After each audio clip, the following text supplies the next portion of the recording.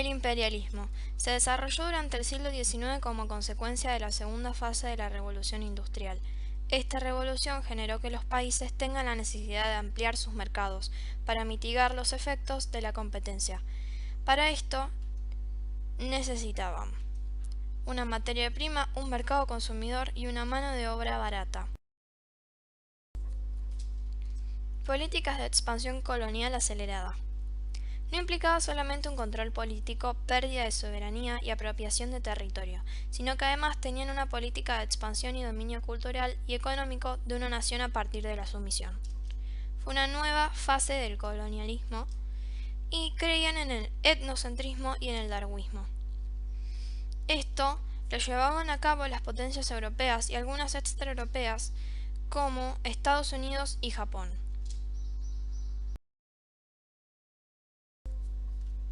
Necesidades del imperialismo colonial.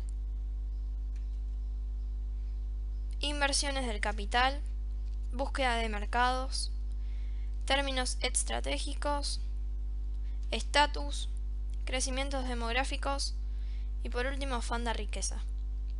El imperialismo tuvo consecuencias demográficas, económicas, sociales, políticas, culturales, geográficas y ecológicas. El imperialismo tendió a la formación de grandes imperios y constituyó una constante fuente de conflictos, que desembocaron en la Primera Guerra Mundial.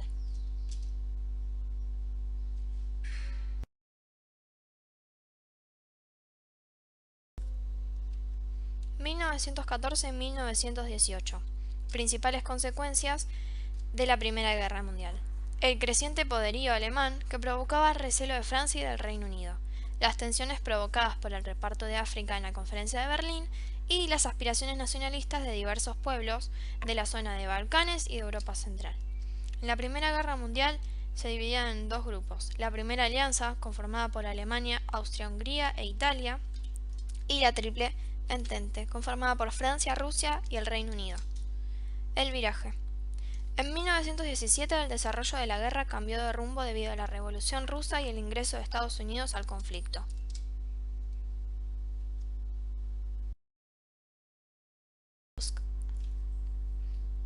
Rusia dejó la guerra porque la revolución que destrozó al zar y que dio paso a un nuevo gobierno ruso cambió la situación del frente oriental, mediante el Tratado de Brest-Litovsk en 1918, y le cedió una gran parte de su territorio a Alemania.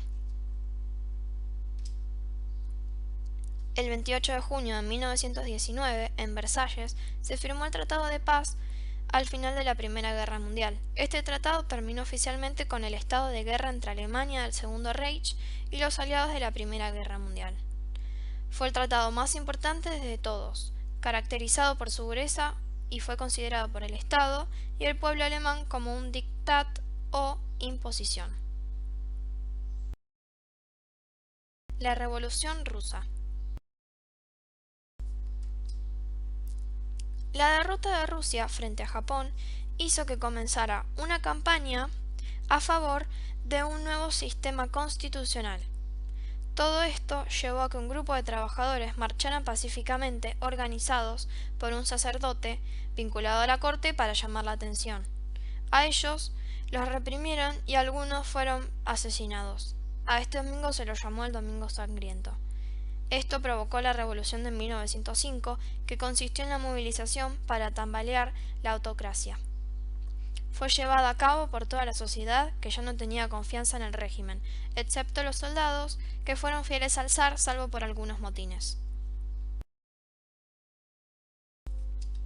Consecuencias de la Primera Guerra Mundial para el Imperio Ruso. 1.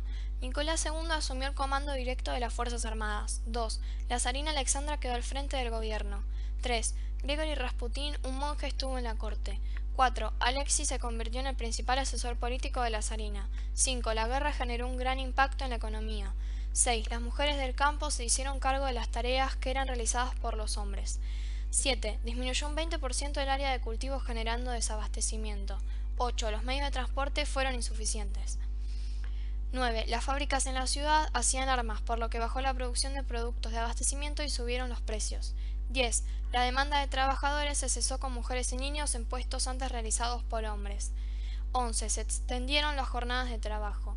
12. Los salarios eran bajos. 13. Comenzaron las huelgas por los dos puntos anteriores. 14. Muchas personas más empezaron a estar en contra del zar. 15. Un programa de emergencia fue denegado y por último se generó una radicalización de la oposición, bolcheviques y moderados, en los cuales se encontraban los mencheviques.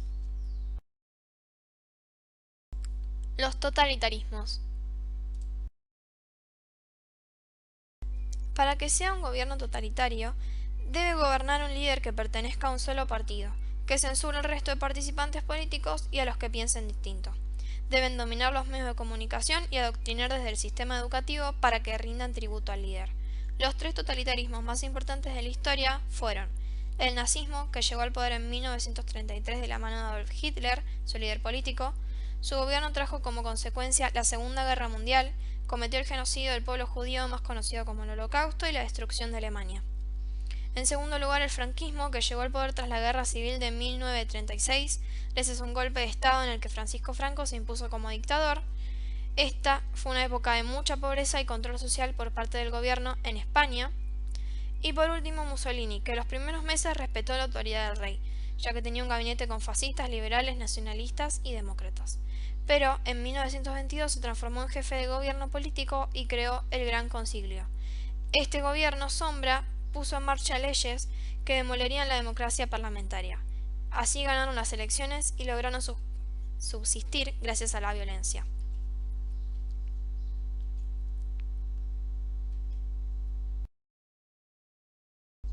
Argentina 1912-1916.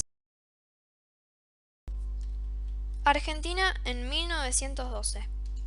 El pueblo argentino inició una movilización en contra del PAN, el Partido Autonomista Nacional.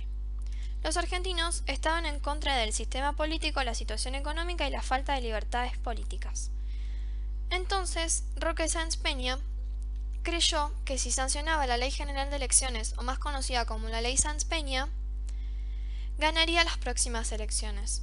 Esta ley establecía el sufragio universal y obligatorio para los hombres argentinos mayores de 18 años, pero quedaban exentos las mujeres e inmigrantes que vivían en el país.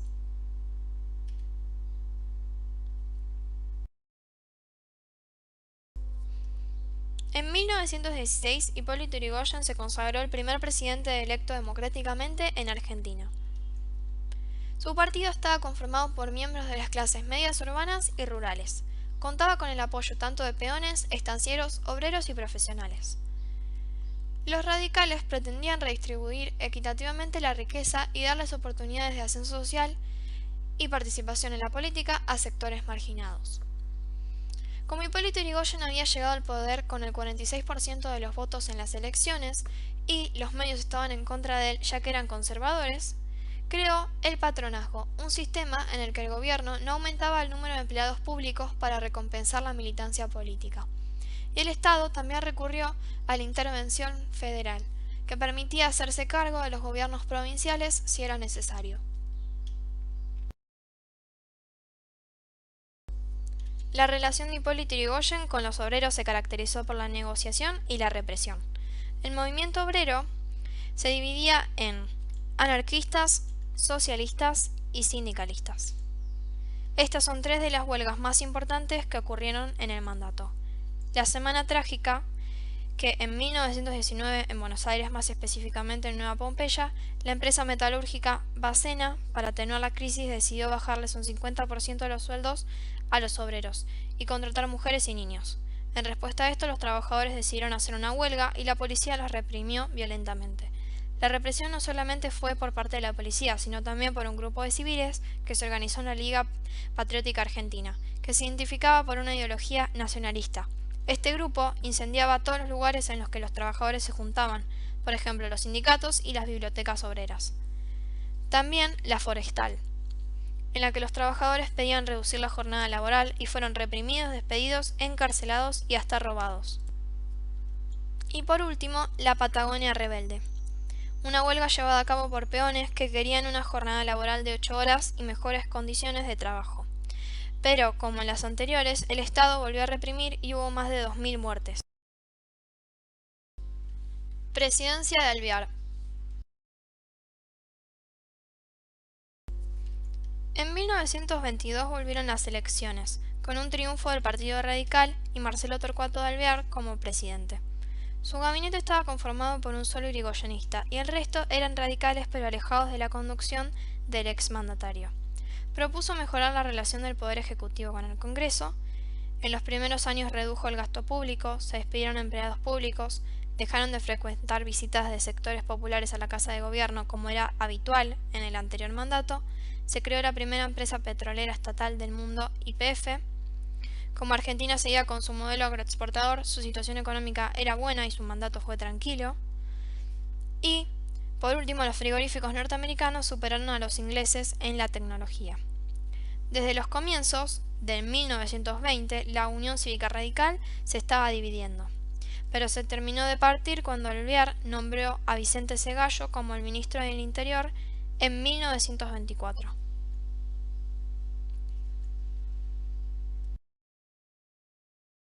Segunda presidencia de Hipólito Yrigoyen.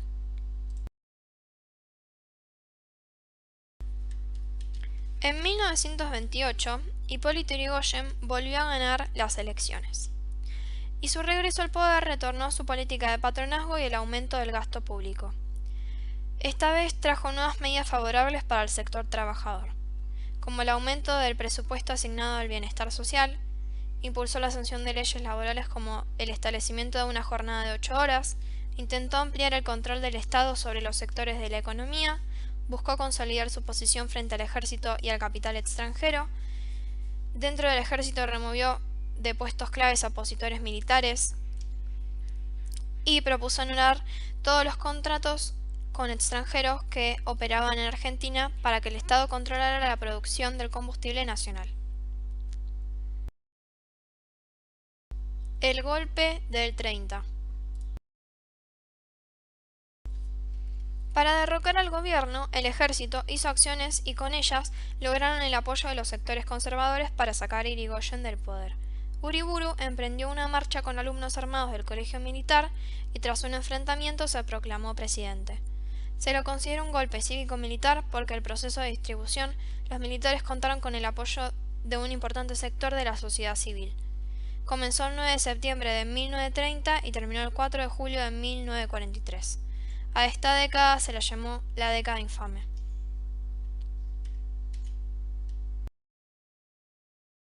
Los años 20 en Estados Unidos.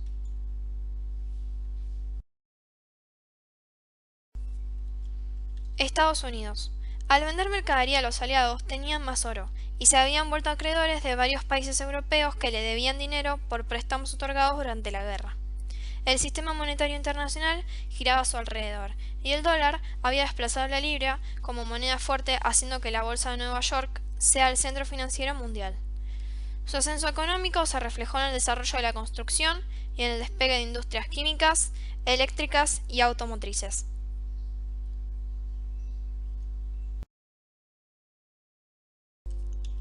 La Gran Depresión. En 1918, la producción agraria mundial comenzó a resurgir, y los agricultores norteamericanos se encontraron con muchos excedentes, lo que provocó una caída de precios y una demanda interna que dejó a los agricultores adeudados y sin sus tierras. También cayó la demanda de la fabricación automotriz. Mientras esto se estancaba, las acciones de la bolsa subían extremadamente. Las empresas, inversores individuales, los bancos y hasta personas endeudadas querían acciones en la bolsa de Wall Street. Y esta demanda hacía que los precios suban y suban, a tal punto que la cotización dejó de tener relación con la marcha real de la economía. Cuando los inversores se enteraron de esto, pusieron en venta casi 13 millones de acciones. La depresión se adueñó del país, llenándolo de desempleados, generando mendicidad, alcoholismo y un desplazamiento de las zonas rurales a las urbanas.